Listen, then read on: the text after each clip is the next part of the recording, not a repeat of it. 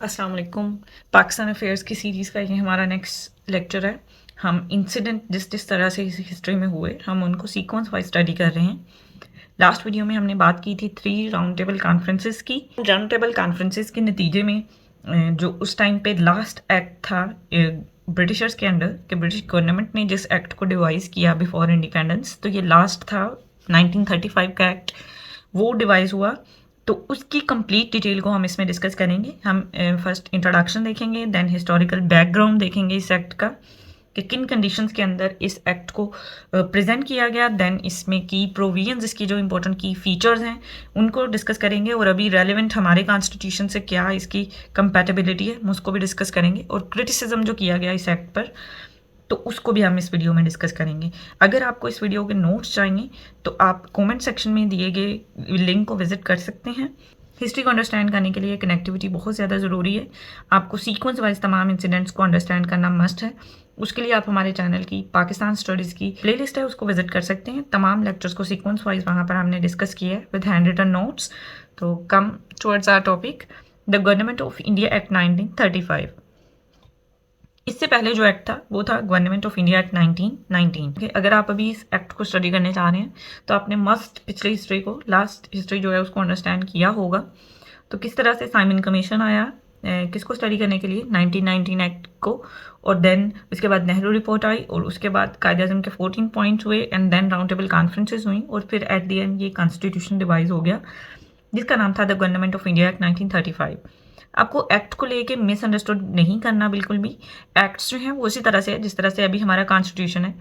इसी कॉन्स्टिट्यूशन के फ्रेमवर्क के अंदर अभी पाकिस्तान को रन किया जा रहा है।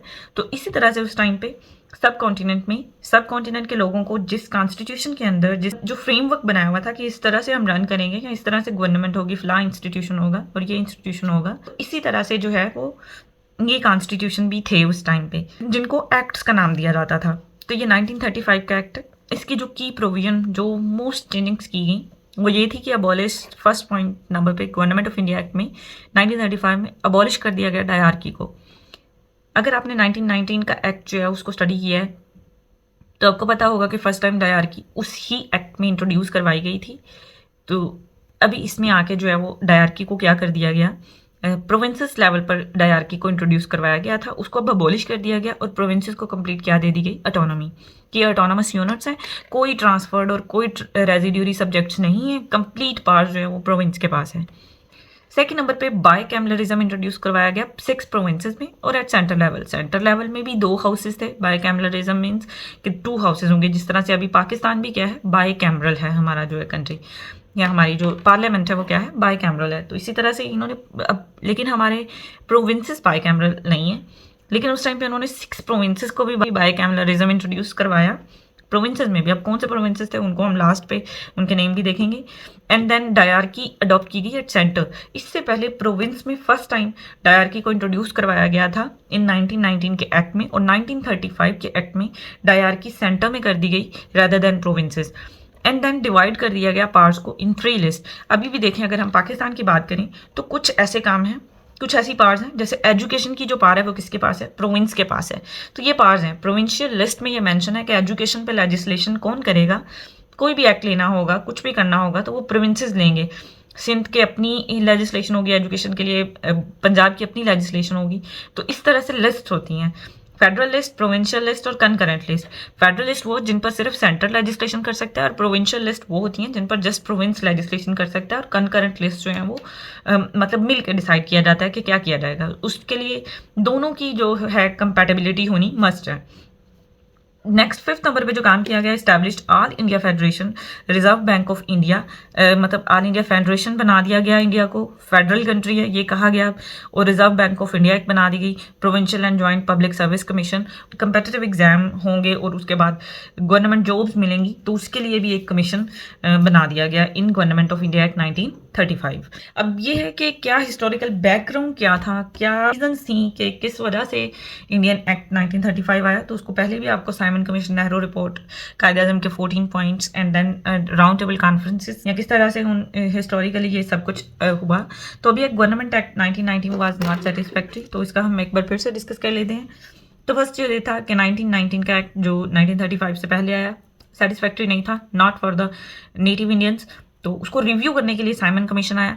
साइमन कमीशन ने अपनी रिपोर्ट दी, उस रिपोर्ट को एक्सेप्ट नहीं किया नेटिव इंडियंस ने, ना ही उनके लीडर्स ने।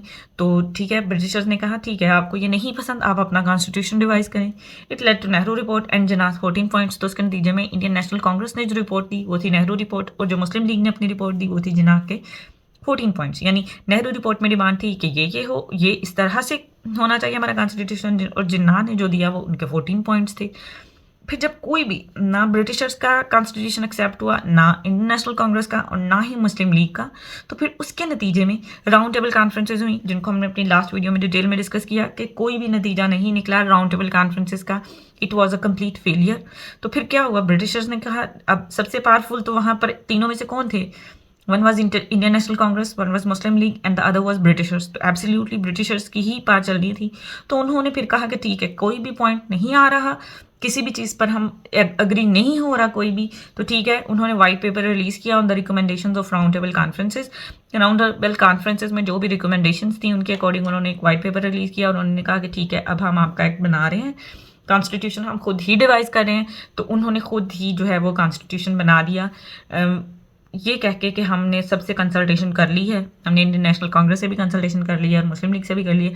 आल दो कि मुस्लिम लीग और इंडियन नेशनल कांग्रेस ने एट द एंड इसको एक्सेप्ट नहीं किया इस एक्ट को, बट मतलब इम्प्लीमेंट तो हो गया था फिर, but they were against as they were against on in 1919 कि 1919 में जिस तरह से वो एक्ट के अगेंस्ट थे इसी तरह से इस पर भी थे, बट एक्ट तो बन चुका था। जो रिपोर्ट थी कमेटी की, जो वाइट पेपर बनाया उन्होंने, वो पब्लिश हुई 1934 में। Bill was passed in British parliament में, पास हो गया। Act of 1935 laid down a federal form of government for India. तो फर्स्ट टाइम जो है वो उन्होंने क्या किया, फेडरल फॉर्म ऑफ गवर्नमेंट बनाया इंडिया के लिए, जिसमें 2 हाउसेस थे, बाई कैमरल था। अब हम इन की फीचर्स को जो गवर्नमेंट ऑफ इंडिया एक्ट के थे उनको डिटेल में डिस्कस करेंगे। फर्स्ट की फीचर जो इंडियन एक्ट 1935 में था वो ये था कि सब्जेक्ट्स की डिवीजन कर दी गई। ऐसा पहला नहीं किया गया एट सेंटर लेवल, बट अब कर दिया गया इस एक्ट में कि फेडरल लिस्ट है, प्रोविंशियल लिस्ट है एंड कंकरेंट लिस्ट है। जैसे पहले भी आपको बताया कि ये लिस्ट का मतलब ये है कि फेडरल लिस्ट में वो पॉइंट्स रखे गए जैसे फॉरेन अफेयर्स हैं, अगर ये एक पॉइंट है तो इन फॉरेन अफेयर्स को जस्ट कौन डील करेगा, फेडरल लिस्ट में इसमें आएगा, और सिर्फ सेंटर उसको डील करेगा। प्रोविंसेस का कोई भी लेना देना नहीं होगा फॉरेन अफेयर्स के साथ, जैसे अभी पाकिस्तान में भी है ऐसा। और अगर कोई एजुकेशन है या कोई और भी चीज़ है, कोई भी आइटम है दूसरा, उस पर अगर जस्ट प्रोविंस लेजिस्लेशन करेगा तो सेंटर उस पर उसको कुछ नहीं करेगा। और कनकरेंट लिस्ट वो थी जिस पे दोनों का अग्री करना मस्ट है, तो उसमें कुछ आइटम्स शामिल किए गए जिस पे दोनों लेजिस्लेशन कर सकते हैं। फेडरल लिस्ट में 59 आइटम्स थे, प्रोविंशियल लिस्ट में 54 थे, एंड कनकरेंट लिस्ट में कितने थे, 36 आइटम्स थे। तो पहली बार in part both federal and provincial legislature के फर्स्ट टाइम जो भी ब्रिटिशर्स ने एक्ट दिए, उन एक्ट में फर्स्ट टाइम ये फर्स्ट एक्ट था जिसमें दोनों को इम्पार्ट किया गया, फेडरल लेजिस्लेचर को भी और प्रोविंशियल लेजिस्लेचर को। फेडरल लेजिस्लेचर तो बाइकैमरल था ही, और 6 प्रोविंसेस, ऑलमोस्ट 11 to 12 प्रोविंसेस थे, उनमें से 6 प्रोविंसेस के अंदर क्या किया गया, लेजिस्लेचर बाइकैमरल बना दिया गया। इससे पहले डायरकी का मतलब ये है कि सिंपल वर्ड्स में अगर देखा जाए तो डायरकी मतलब डुअल गवर्नमेंट, कि अगर सेंटर लेवल पर अगर फेडरल लिस्ट बनाई है तो फेडरल लिस्ट में जो पार्ट्स हैं उनको भी 2 पार्ट्स में डिवाइड कर दिया जाएगा। फेडरल लिस्ट में जितने भी सब्जेक्ट्स हैं उनमें कुछ सब्जेक्ट्स को रिजर्व सब्जेक्ट बना दिया गया और कुछ को क्या कर दिया गया, ट्रांसफर्ड सब्जेक्ट्स बना दिया गया। रिजर्व सब्जेक्ट्स में वो काम थे जिन पे सिर्फ गवर्नर जनरल की एडवाइस पर ही काम किया जाएगा, और ट्रांसफर सब्जेक्ट्स वो थे जिन पर मिनिस्टर्स की एडवाइस पर जो है वो क्या किया जाएगा, वर्क किया जाएगा। तो अबॉलिश्ड मतलब ये कुछ सब्जेक्ट्स, रिजर्व सब्जेक्ट सारे के सारे गवर्नर जनरल के पास थे। मीन्स गवर्नर जनरल किसका था, ब्रिटिशर्स का, तो ये उनके पास पार चलेगी। तो ये इसका ड्रॉबैक था एक, कि ब्रिटिशर्स ने इंडियंस को कंप्लीट पावर्स ट्रांसफ़र नहीं की। ऑलमोस्ट 75% पावर्स उन्होंने अपने पास रखी और 25% इंडियंस को पावर्स ट्रांसफ़र की। अब मिनिस्टर्स में तो होंगे इंडियंस, नेटिव इंडियंस होंगे, तो वो ट्रांसफर सब्जेक्ट्स ही जस्ट उनको दिए गए, और जो इंपॉर्टेंट सब्जेक्ट्स थे वो गवर्नर जनरल के पास रख लिए गए। एंड गवर्नर जनरल किनका था, ब्रिटिशर्स का।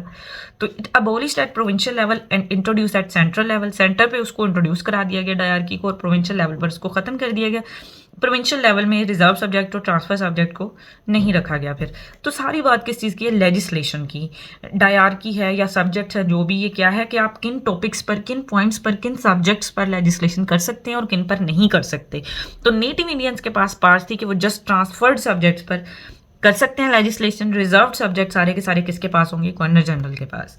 तो ये बहुत बड़ा ड्रॉबैक था जिसको हम नेक्स्ट डिस्कस करेंगे क्रिटिसिज्म में, कि जो इंडियन एक्ट पर क्रिटिसिज्म किया गया तो वो क्या था और क्यों ये इंटरनेशनल कांग्रेस और जो मुस्लिम लीग थी उनको पसंद क्यों नहीं आया। Next was provincial autonomy act establish responsible government in provinces में गवर्नमेंट बना दी गई, राइट ऑटोनॉमस यूनिट्स बना दिए गए एडमिनिस्ट्रेशन के। It was not full fledge. अब इस बात का मतलब ये नहीं है कि फुल फ्लेज रिस्पॉन्सिबिलिटी किसको दे दी गई, प्रोविंसेस को, but governors retained a range of overriding powers कि गवर्नर्स के पास, अब गवर्नर्स किनके होंगे, जैसे अभी हमारे यहाँ भी ऐसे ही है कि गवर्नर जो है वो सेंटर का होता है, तो सेंटर में गवर्नमेंट किसकी थी, ब्रिटिशर्स की। तो ब्रिटिशर्स ने गवर्नर्स अपने लगाए हुए थे प्रोविंसेस में, और गवर्नर्स के पास बहुत सारी लेजिस्लेशन में ओवरराइडिंग पावर्स थी कि वो किसी भी लेजिस्लेशन को ओवरराइड कर सकते हैं, ख़त्म कर सकते हैं, और जो सेंटर कहेगा फिर वो करवा सकते हैं वहाँ पर।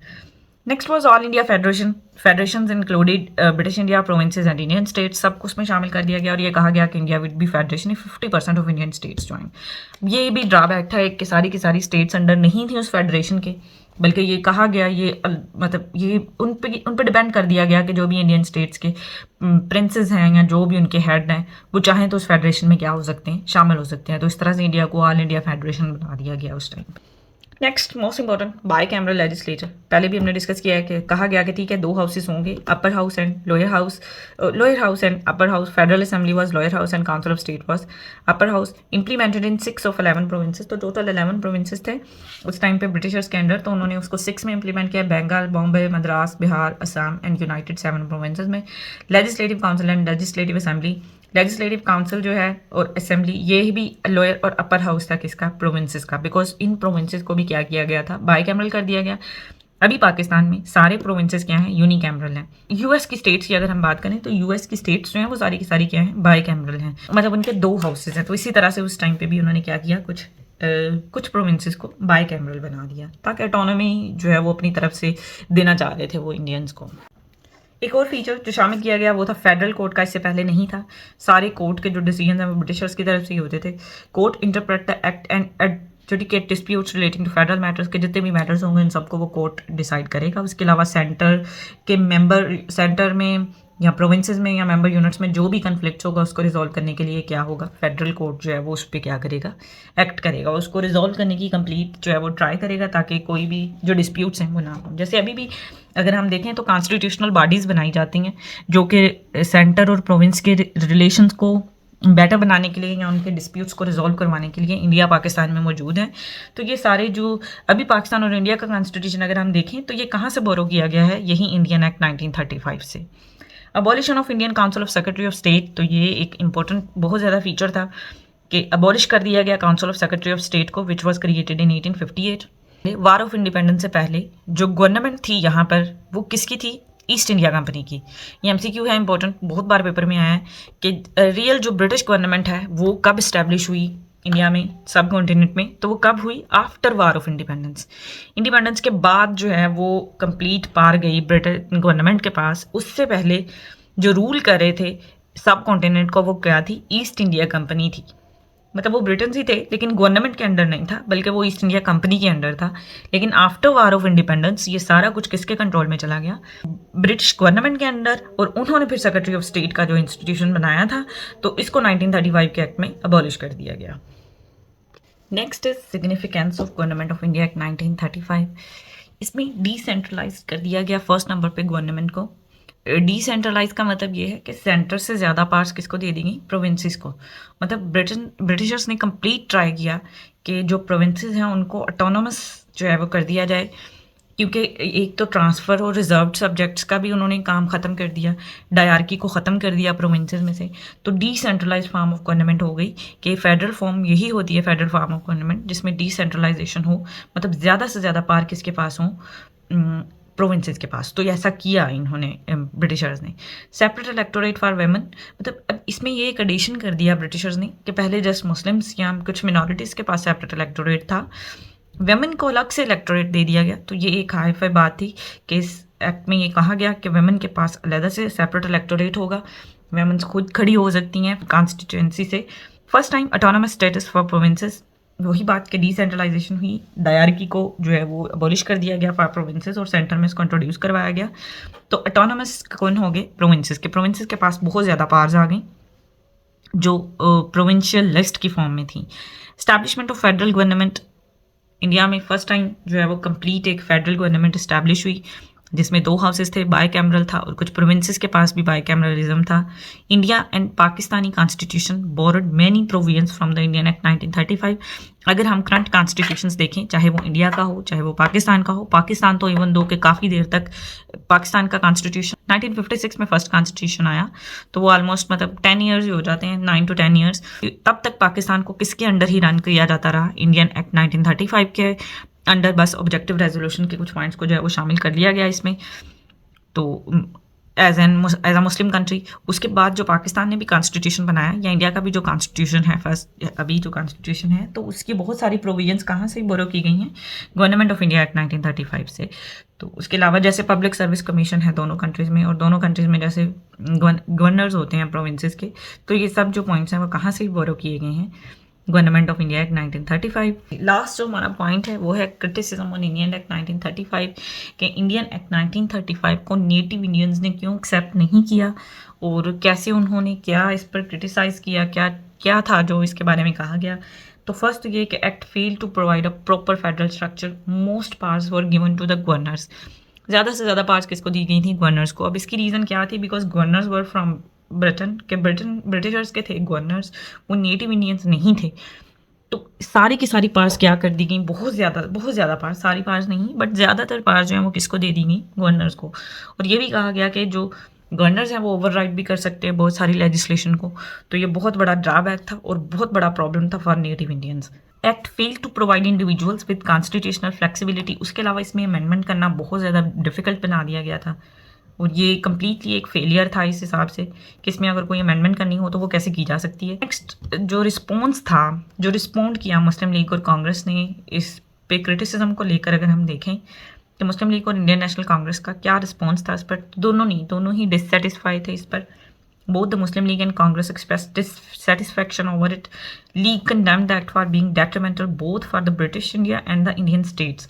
कि ये डेट्रीमेंटल है किसके लिए? ब्रिटिश इंडिया के लिए भी, इंडियन स्टेट्स के लिए भी। मतलब जिस तरह से उस एक्ट में था कि कैसे सारी की सारी पार्ट्स अगर प्रोविंस को दी गई हैं या डायरकी इंट्रोड्यूस करवा दी गई है सेंटर में, बट पार्ट्स किसको दे दी गई? उन्होंने खुद ही अपने ही रिप्रेजेंटेटिव्स को ज़्यादा पावर दे दी कि वो ओवरराइड भी कर सकते हैं नेटिव इंडियंस की लेजिस्लेशन को, और उसके अलावा भी बहुत ज़्यादा कुछ जो है वो इंक्लूडेड था। Quaid-e-Azam remarked that it was thoroughly rotten, fundamentally bad and totally unacceptable। तो इससे बहुत ज़्यादा हर्ट किया मुस्लिम लीग के लीडर्स को भी एंड कांग्रेस के लीडर्स को भी एब्सोल्युटली। तो कायदे-ए-आज़म ने जो है वो इस तरह से इस पे अपने व्यूज़ एक्सप्रेस किए। In the league's opinion, Muslim League का ये ओपिनियन था कि its aim was to create hindrance and way of giving complete autonomous and responsible government in the Indians, के ब्रिटिशर्स चाहते ही नहीं है कि किसी भी तरह से सेल्फ गवर्नमेंट या कंप्लीट ऑटोनोमस और रिस्पॉन्सिबल गवर्नमेंट दी जाए इंडियंस को। According to Maulvi A.K. Fazlul Haq, the act ensured neither the Muslim Raj nor the Hindu Raj but the British Raj। तो एब्सोल्यूट ये एक कन्विंसिंग पॉइंट था कि मौलवी A.K. फजलुल हक ने कहा कि ये ना तो मुस्लिम्स के लिए है ना ही हिंदूज़ के लिए, बल्कि ये किसके लिए है? जस्ट ब्रिटिशर्स के लिए है, और ये ब्रिटिश राज ही है इस टाइम पे। जितनी भी हम कोशिश कर लें, एट दी एंड एक्ट्स में वही होता है जो ब्रिटिशर्स चाहते हैं। ना तो मुस्लिम्स की डिमांड को एक्सेप्ट किया जाता है और ना ही हिंदूज़ की डिमांड को, बल्कि हर तरह से अगर कोई डिमांड एक्सेप्ट भी की जाती है तो उसको इस तरह से लॉक कर दिया जाता है through the powers of Britishers representative, जिस तरह गवर्नर्स के थ्रू किया गया कि ऑटोनॉमी दी गई प्रोविंसेस को, और साथ ही साथ गवर्नर्स को ओवरराइड करने की भी जो पावर है वो दे दी गई कि वो किसी भी लेजिस्लेशन को स्टॉप कर सकते हैं। तो ये था इंडियन एक्ट 1935।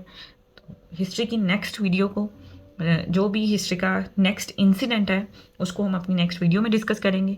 अगर आपको नोट्स चाहिए किसी भी वीडियो के PDF के, तो आप उस रेलेवेंट वीडियो के कमेंट सेक्शन में मेंशन कर सकते हैं। We will provide you with PDF notes, और ऑलरेडी मैं अपलोडेड नोट्स को विजिट करने के लिए आप हमारे चैनल की वेबसाइट को विजिट कर सकते हैं। नेक्स्ट वीडियो तक के लिए अल्लाह हाफिज़। Thank you very much.